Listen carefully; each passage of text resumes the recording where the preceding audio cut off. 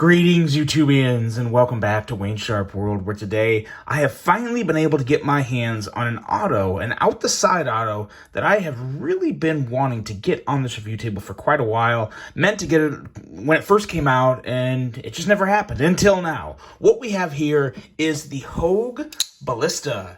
Now, before I go any further into this review, I'd like to thank you guys for tuning in today. If you like what you see, please do me a huge favor. Hit that subscribe button, follow along, and I will continue to bring you the content. I think it's also pretty obvious here that today's episode is brought to you by Blade Ops. Be sure to look them up for all things sharp. They have a very nice selection of EDC knives to fixed blades to any type of knife you could possibly imagine. So hop on there, take a look. This will be linked below. And I'm very excited to talk about this because there's a lot of features on this knife that I really do enjoy and some things that I think could probably be improved. But before we get into all that, let's take a look at some overall specs on this knife right here. We have an overall length of 8 inches with a blade length coming in at 3.5 inches and a blade width at 1.14 inches. We have a blade thickness of the very standard 120 thousandths and a blade material of 154 cm, which is a pretty good steel at this price point. Some may argue that it could maybe be better, but we'll get to that here in just a second. We have a blade grind of a flat grind with a handle length coming in at 4.5 inches and a handle thickness at 500 thousandths. Handle width on this guy is 1.10 inches with a handle material of a very nice, solid feeling aluminum, a button lock locking mechanism, but of course, as you know, this is not your typical button lock, not like the button locks that we're seeing the big craze of right now. Just a good old typical out the side automatic. And we have a user of a right or left hand tip up carry, a weight coming in at 4.2 ounces, and a price of $189.95. Now, let's take a look at some size comparisons here. And I'm going to have to, let's see, maybe that'll work for now. We're still working. The hat is just kind of a fill-in for now. But we'll move it up just to keep the Blade Ops there. And let's bring in a couple other knives to go side by side with. I think we can still get 2 more in here. Now, I don't really have a lot of other automatics to compare it with. I actually kind of died out on automatics. I kind of started to lose my interest in them. Not, I don't think forever, but they just kind of went to the wayside. So the only ones I have right now, really, this is the only out-the-side automatic, which is the ProTech Sprint, and just for humor purposes, we will put it up there next to the Hogue Ballista. And of course, I do have an out the front, which is the axial shift, which is basically the same size as your Microtech Ultratech. So that would give you a better idea there of what we have in terms of length. So as you can see, yeah, towers over the Sprint. And there you go with the shift. And for a little more, probably some better size comparisons here, we have the TRM Atom. And we also have another Hogue. Whoa, that was a little tricky. We have the Hogue K320 Nitron, and that's a much better size comparison. As you can see there, very much in line with both of these knives. A little shorter than one, slightly longer than the other. So I think that should probably give you all you need in terms of a size on this guy. And let's get to talking about it, because there was a couple things that when I saw this knife, what really drew me to it, what really wanted me to get it on the channel, one, the overall size. At 8 inches, it's just a really good size for me. I like a slightly bigger knife. I really do like the blade length at 3.5 inches. Now, keep in mind, this is nowhere close to 3.5 inches in terms of a cutting edge, because that's factoring in all this good stuff right here. So we're looking at probably just over 3 inches, maybe 3.15, something like that, because this is a good 3/4 of an inch right here. So maybe 3.25 to 3.15 inches of actual cutting length. That's kind of me guesstimating by looking at it. But still, lot of good things to talk about with this blade. Now, the blade in general is kind of just your typical Hogue drop point. It just reminds me of other Hogue drop points. It kind of reminds me of, well, I guess that's technically a clip point on the Deca, but nonetheless, the drop point on the K320 Nitron, very similar to that. as well as the mini RSK and the regular RSK. Not exactly the same, but it kind of has those same vibes, the same vibes that you get from those, all within the Hogue family, which is not a bad thing, because I think this is a very attractive, very good looking drop point style blade here. And outside of that, it has a very nice edge. As you guys know, Hogue has never been a slouch when it comes to the edge department. They always have some pretty screaming sharp edges. And this one here, coming in at 20 thousandths behind the edge, pairing that thinness with the overall quality and finish you get on an edge out of Hogue, I would consider this a slicer. I would definitely consider this a slicer. It performed very well on the cut tests I gave it, which were nothing intense, just your regular paper EDC cut tests, so nothing to really write home about. But nonetheless, great blade, excellent edge, and really, really nice finger choil here. This choil, one of the better choils I've felt on a knife in quite some time in terms of a newer knife. I obviously talk a lot about the PM2 and the Shaman, and maybe a couple other knives like the Biblio. Those all have great finger choils, and this is right up there with them. Might even be better. I think it is probably better than the Biblio. Right up there with the PM2 and Shaman in terms of a bigger knife that is just really hand-hugging, and a lot of the credit goes to this finger choil here. You also have a very nice choil, and jimping on top that is nothing super special. It's not the grippiest jimping up there, but it's more of like a placement jimping, and something where if you really need to bear down, it's going to do the job for you, work pretty well. Going into the handle and ergos, I kind of preluded to it with this choil. The ergos are phenomenal. They really are some of the better ergos I've felt on a knife this year. And to be totally honest, this could flirt with the top 10 in terms of, at least personally for me, the most enjoyable ergos on a knife. Because for me, it really comes down to the width. Got a lot of extra real estate at the bottom of the handle, so you can always move down and hold it like this. And it still feels pretty good in kind of just your regular hammer grip. But when you move and use that choil and kind of just advance up to closer to the edge of that blade, to me, that's where you really hit the sweet spot of this knife, and where I would hold it probably 100% of the time I'm using it, or at least 95% of the time, unless I really had to reach and, do something a little different. But this feels fantastic. A lot of smoothness, all nice chamfered edges here on the handle.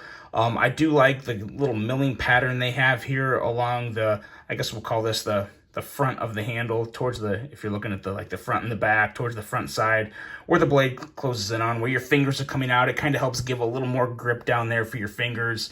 And I just really like it. I think it looks good, and it just works with the overall vibes of the knife. With the aluminum handle, that doesn't look as bad as I would have originally thought it would. Some things when I'm looking at a knife online, it's like, do I want to get one of these sent in to me? Do I want to try and get my hands on one? This is something that can sometimes turn me off. But I gotta say, with the all black and the fact that it takes up more of the bottom of the handle to where it's not like just some little thing in the middle there that's more of an eyesore, it's not the worst thing in the world, and I do like that option for the lefties. But keep in mind, since this does have a push button on one side that obviously you cannot switch, it's not completely 100% ambidextrous, so important to keep that in mind. Now on the other side here, you get to this clip, and I've got to say, I love this clip from Hogue. It's on the K320 Nitron, and it's on some other knives from them, and it really is just a winner. It's deep carry. It's not even a fully recessed clip and not recessed screws, but you have the room you need. It looks fine. I guess I would like to see somehow something be a little more recessed so you don't have so much sticking up. And that's just aesthetically. In terms of function, this clip rocks. I am a huge fan of this clip. Just enough ramp at the front to get over pretty much any hem. You have these nice little vent area things here that help get some grip when you go to pull it out of the pocket. And it just looks badass. It's got an American flag on it.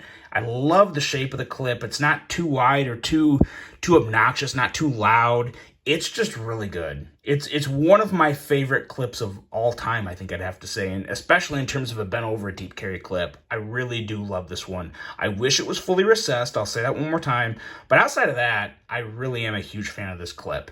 Now going into this kind of the button area and the safety area, and this is this is where things I think could use a little extra look at from Hogue, a little more attention. Not so much the button. When it comes to the push button, they have that down. I love the placement of the button. The blade fires out just fine. And I will say, the safety here, it feels very solid when you go to just actuate it on or off. It really does. It feels very nice, very high quality, and I don't have a huge issue with it. I don't ever like safeties on knives. I don't think I will ever be a fan of a safety on a knife, so I got to put that out there. But what bothers me is this, whether it's locked, there's just a little bit of a rattle in there, just a little bit, and then when it's unlocked, it's that same rattle. So that bothers me. Now, does it bother me enough to scare me away from buying this knife? No, it doesn't. If it was any more, if it was any louder, sometimes like the actuator on OTFs can be really rattly and really loud. That could turn me off from buying a knife. A rattling sound that loud. This one is so small, most of the time when you're using this knife, you're not really going to hear it or notice it. I mean, you really do have to shake it to hear that rattle. And there's not many times we shake our knives, let's be honest. So at the end of the day, it doesn't bother me, but I would like to see somehow that get fixed in the future, because it's kind of annoying. And you're getting to that price point too, $189, and I know these range from like $165 to $190 from what I'm seeing. Even at 160 or 190, when you get into the upper hundreds or the upper half, of that 150 plus mark, that's where you really got to pay attention to things like that. If this was a $75 knife, okay, whatever, but it's not. So worth addressing and worth knowing. Now, going into the action, this is where I was really impressed, because I'm going to be completely honest. You guys know I love Hogue. I'm a huge Hogue fan, but in the past, to be 100% honest again, I think their autos have kind of sucked in terms of action. I don't think they were that good. They were slow. They were kind of flunky. They weren't up to par with a good auto. And that disappointed me, because I liked a lot of the designs, but if it don't fire out well enough, I don't want it. I just don't want it. The ones in the past did not. And I gotta say, this is a lot better. A lot better. This is flirting with ProTech level. It's not quite there, but I tell you what, it's I kind of want to say this is my favorite American OTF or OTS out the side automatic. I think this is my favorite one outside of ProTech. I know Microtech has the LUDT. And now the SOCOM Elite, okay, so maybe it's my third favorite, because I really do enjoy a good SOCOM Elite. But I gotta say, in terms of what Hogue has provided in the past, in terms of action on automatic out-the-side knives, this is light years better. And I'm so happy about that, because the last thing I want to do is just talk bad about any knife unless I have to, because I love reviewing knives, and I love giving you guys positive feedback. But I always have to focus on giving you honest feedback. So I was a little worried about that. I was like, man, I really hope they've upped the game since their last auto, because it wasn't good. There are other autos I probably wouldn't even review because I've handled them enough, and they just didn't really do much for me. But this one is very good. It kicks almost like a mule. I mean, it comes out there pretty darn good, and when it hits. I mean, it's good. Kind of reminds me of the ProTech Strider SNG collab. It's almost there, and that's saying a lot, because if you've handled that knife, it hits hard.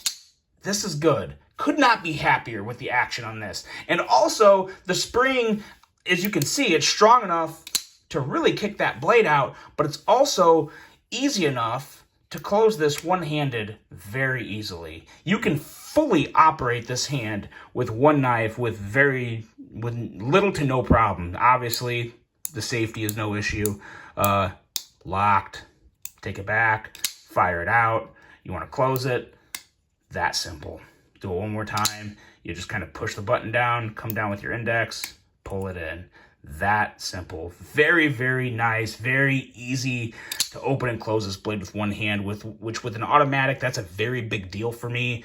And this is one of the best ones I've ever worked with, especially at this size. I mean, this is a relatively big knife at 8 inches overall length. So very big fan of just how easy it is to, one, rocket that blade out and that satisfying power that comes out with the blade. But then, of course, just as much, if you're busy, if your other hand's tied, close it with one hand. So that's it.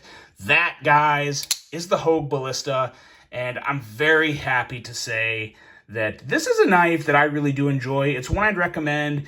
But to address that elephant in the room, the price tag, $189.95, well, this is the same stuff that ProTech's spitting out, guys. This is aluminum handle. This is 154 cm, and $190 is right there with ProTech.